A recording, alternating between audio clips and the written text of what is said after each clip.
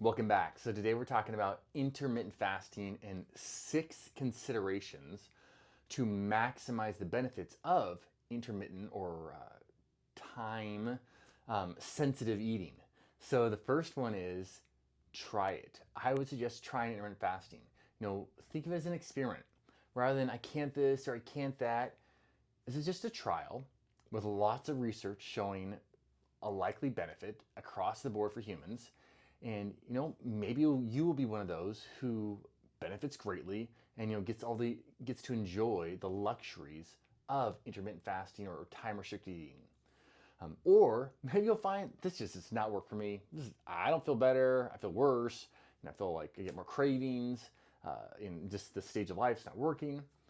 One of my favorite things about fasting, a fasting routine, is simply taking charge of when and what we eat. So many times, we can be moved to eat simply because food is present. I mean, where is it not present these days? Which suggests the food, it just being present and us starting to eat, the food is in charge of us. And a fasting routine is a great way to remind food who is indeed the boss here. All right, so number 2, if you're intermittent fasting, don't make it this fasting law. The beauty of time restricted feeding or eating within a particular window is that you can move that window around to meet the day's demands. I find that moving the fasting window around throughout the week or the month extremely helpful for patient compliance and people being able to stay consistent with it and kind of creating a lifestyle out of it. Not too long ago, I had a woman in her late 50s who was struggling mightily, to get her motivation going, to get her energy back, as well as her blood sugar was raging out of control. Her blood pressure had been up for a long time, trying to get that under control, didn't want more medications. And after a lot of work and relationship stress through the whole COVID experience, she started on a fasting routine. Uh, and that ebbed and flowed throughout the week, throughout the month. As far as there's 18-hour fast, there was 16-hour fast, there was kind of like no fast. In those periods, 18 hours of fasting, 4 to 5 days in a row, 14 hours, a couple days in a row, and then no fasting. And even one day, in fact, she actually did 24-hour fast over these 30-day time frames that I was creating for her. Amazingly, her energy went up, her motivation went up, and her blood sugars stabilized. In fact, they dropped over 100 points, right down to around like 105. And she was able to actually stop her blood pressure medications. This is over about three times of these 30-day fasting routines. And the fasting itself and all its anti-inflammatory, its regenerative benefits, those are a huge deal.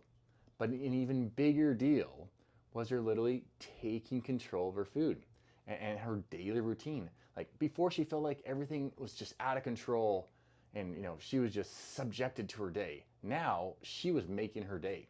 She went from running in circles to actually building health. And that's what we all want, right? So number 3, start with increasing the time of fasting at night before bed. So you can just optimize your sleep, optimize all the regenerative hormonal responses of the body. Beyond supporting digestion, brain health, hormone production, and metabolism, and actually literally metabolism itself in the cell, having a strict kitchen cutoff time, it just helps you get to bed earlier.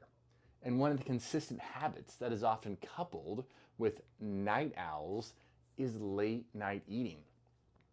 When the late night eating is removed, like, oh, kitchen's closed, can't eat, there's no food coming in, after 7 o'clock, after 8 o'clock, over and over, people just get to bed earlier because our reward system knows it's not going to get that hit. There's no hits tonight. There's no food drug tonight.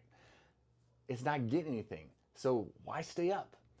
Our neurochemicals, they would prefer the reward of sleep if they're not going to get any food reward, because sleep is actually massively rewarding for our neurochemistry. But for most of us, if food is present, the food will seem much more acutely rewarding than us going and laying down. And so, unless of course, all you have is celery or raw broccoli that's available for your ingestion. In those cases, hey, maybe you will have a stick. All right, so number 4, break up your fasting at least one time per week. For example, if you're fasting for 16 hours, one day a week, fast 12 hours, fast 14 hours. If you want this to be a lifestyle, having these breaks is high value as it really releases the tension that can build up from thinking every single day, our subconscious. I don't eat till 10. I stop eating at 6. Or I don't eat till 12. I stop eating at 6. This rigidity, it doesn't create health and often feeds that kind of all or nothing mentality or mindset that so many struggle with. And creating guardrails, fantastic, best thing ever. But guardrails, they come from a setting of a plan. I'm going to stay within these parameters, though there's wiggle room with those parameters, because I have this goal in mind, as opposed to that rigidity that I have to do this, I have to do this, I have to do this. That's like a prison, and it will not last. And it's going to end up backfiring as emotions and just overload and willpower juices they just run out. So the end result being depression, anxiety, loss of motivation, and throwing in the towel and saying forget it. So give yourself the guardrails, drop the rigidity. And number 5, I think it goes without saying, but when breaking your fast, I would choose real food over and over again. Sounds like a good plan, right? And this might seem like a no-brainer, but to experience the magnitude of benefits wrapped up in a fasting window, real food, it's a must. I mean, we come out here, we're fasting and putting all this energy into, these time frames. And then we, bludgeon ourselves with some sugar-laden, pasta, white bread, crackers, chips, pastries, foo-foo coffees, and our blood sugar is going through the roof. And, we're really just short-circuiting the labor of love we've just finished related to our fasting window. So plus, I would say consuming high added sugar, floury foods or drinks, they lead to this increased overall hunger signal in our being, which makes it so much more challenging, come tomorrow, the next fasting window, to actually carry that out. And the hunger hormone ghrelin, it's on high alert. It's just spiking. So make it easy for yourself. Don't bludgeon yourself with these high added sugar foods coming out of your fast. All right, number 6. I would also note that it's maximizing the effectiveness of fasting and getting the greatest long-term health gains. To get that, it really is paramount to make sure protein and resistance training are a priority or a consistent thing that's happening in your life. Those who do not do this, they really end up seeing significant reductions in bone density and lean body mass, think, your muscles, as part of the overall weight loss they may be experiencing from intermittent fasting. And, this can be remedied quite simply by having, at least 3 days a week, resistance training, strength training, some kind of weight training, and then making sure you're getting a minimum of about 60 grams of protein during your feeding window. And this would mean about getting 4 to 6 ounces of, say, meat, about 2 times a day would get you close to that 60 grams. And intermittent fasting, it has all these great anti-inflammatory, all these regenerative benefits and effects, but you can get double your benefit, double your money, if you also are increasing and you are, kind of stressing your muscle mass and keeping that muscle healthy and vital while you're intermittent fasting.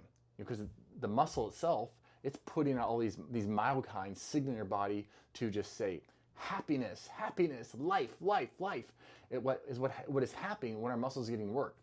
So if we're working them, we're causing them to break down, then get built back up, man, we are signaling life into our being, just like intermittent fasting can also be a great signal for life into our being. So when it comes to intermittent fasting, man, don't make laws, don't be rigid, don't let it be this great pain on your being. I would say intermittent fasting generally is going to have some level of stress, because you are saying, hey, I'm setting these boundaries for myself, but there can be good stress, positive stress as far as working in a routine into our life. that is not on the other side where it's like, man, I'm just overcome with like I'm anxious now because I'm fasting, or I'm having all these crazy cravings that I can't keep under control because I started fasting.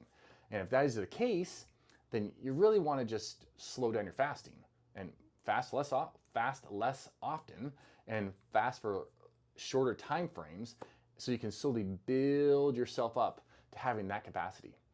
All right, I'm Dr. Matt. Please like, share, subscribe. Super kind, all of you that do share, subscribe, leave reviews. So grateful. I would love to hear your intermittent fasting stories in general, how it's gone for you, what's worked, what has not worked. And I love reading them. All right, talk to you guys later.